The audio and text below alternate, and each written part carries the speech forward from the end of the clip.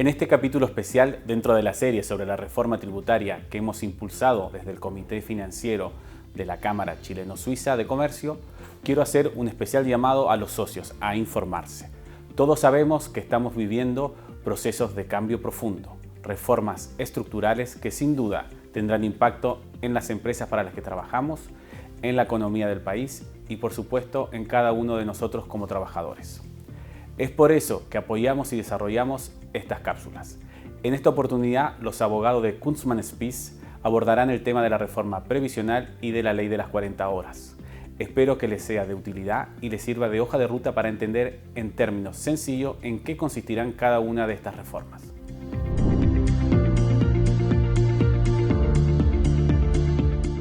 El gobierno ingresó el pasado 7 de noviembre un nuevo proyecto de reforma previsional que se suma a los intentos de gobiernos anteriores.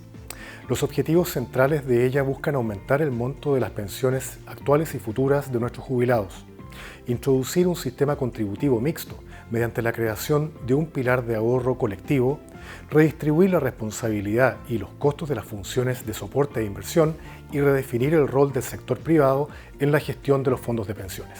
El proyecto es colosal. Deroga el Decreto Ley 3500 y lo reemplaza por una ley completamente nueva que levanta un nuevo sistema de jubilaciones compuesto por 3 pilares. En primer lugar, un pilar no contributivo conformado por la Pensión Garantizada Universal, la ya conocida PGU. Un pilar contributivo que se divide en 2 componentes, uno de capitalización individual que ya conocemos y otro de ahorro colectivo que en realidad sigue la lógica de un seguro previsional muy en línea con el seguro de cesantía que también ya conocemos. Y por último, el pilar de ahorro voluntario. A grandes rasgos, las principales características del sistema propuesto son las siguientes. Primero, con carácter contributivo y colectivo, se introduce un seguro social de previsional de vejez, invalidez y sobrevivencia financiado mediante la cotización adicional de 6% del salario imponible y que será aportado por los empleadores. En todo caso, la tasa se irá incrementando anualmente a una razón de un 1%.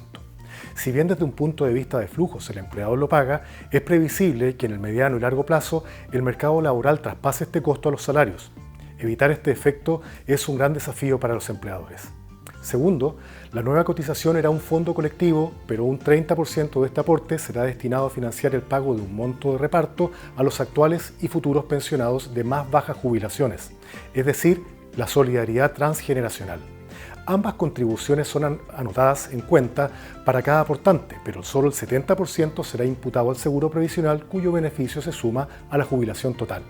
Estas anotaciones es lo que se conoce como cuentas nocionales, lo que es muy parecido a un préstamo al fisco para que financie el seguro colectivo y el traspaso solidario intergeneracional. Luego, si corresponde, el fisco debe pagárselo de vuelta al jubilado en la forma de pensiones definidas. Como se aprecia, el riesgo soberano y la estabilidad de las reglas serán determinantes para honrar estas obligaciones que son de muy largo plazo. Tercero, se extiende el universo de beneficios y beneficiarios de la PGU y aumenta su valor para llegar a un máximo de 250.000 pesos. El financiamiento de esta medida vendrá teóricamente de los recursos adicionales recaudados con la reforma tributaria.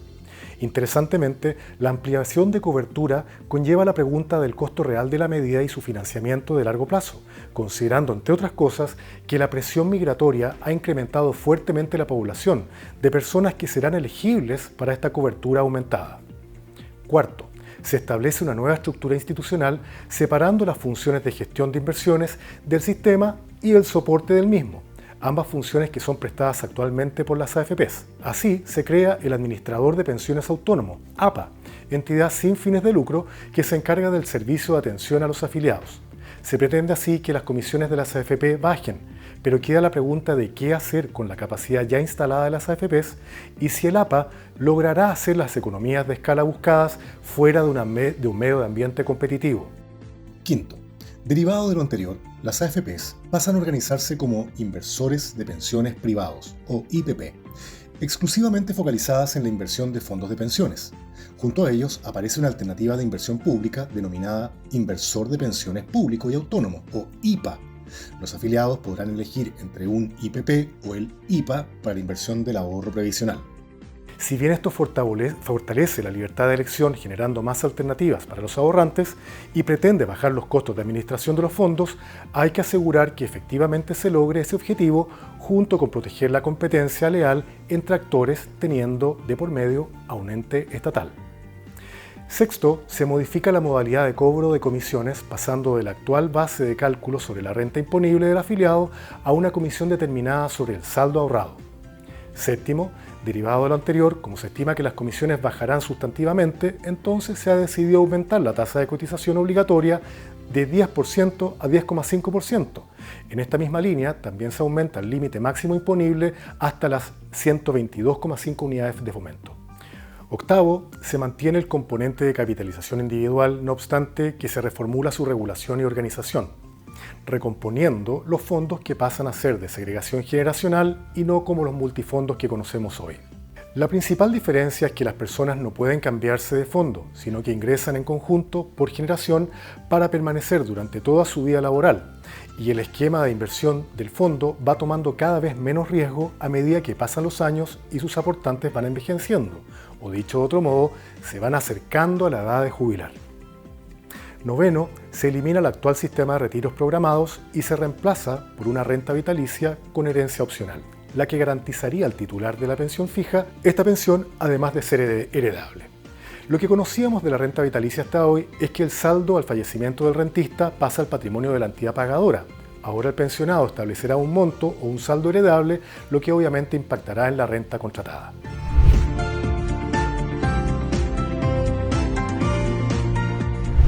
En marzo de 2017 comenzó la tramitación de un proyecto de ley que modifica el Código del Trabajo para reducir la jornada ordinaria de trabajo desde 45 a 40 horas semanales.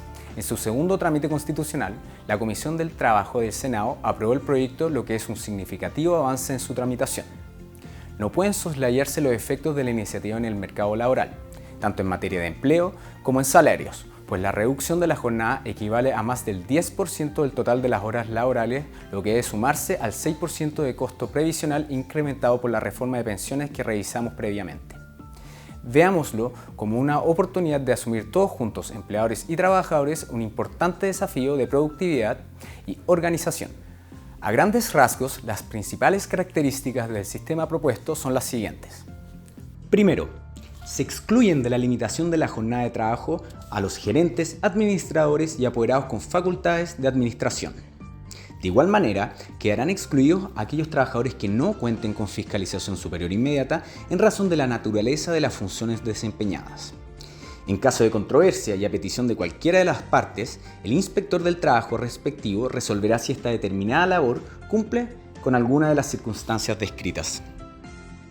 Segundo, con relación a trabajadores sujetos a sistemas de turnos o por faenas determinadas, si empleadores y trabajadores están de acuerdo, se permitirá promediar los días trabajados y descanso en periodos bimensuales o trimestrales para calcular el cumplimiento de la jornada de 40 horas. Tercero, si bien la modificación de la jornada entrará en vigor después de un año contado desde la fecha de publicación en el Diario Oficial, para resguardar a la PYME, el proyecto contempla una disminución gradual de la jornada para empresas con ingresos anuales totales que no excedan las 75.000 UFs. Esta gradualidad es de 1 hora menos por año.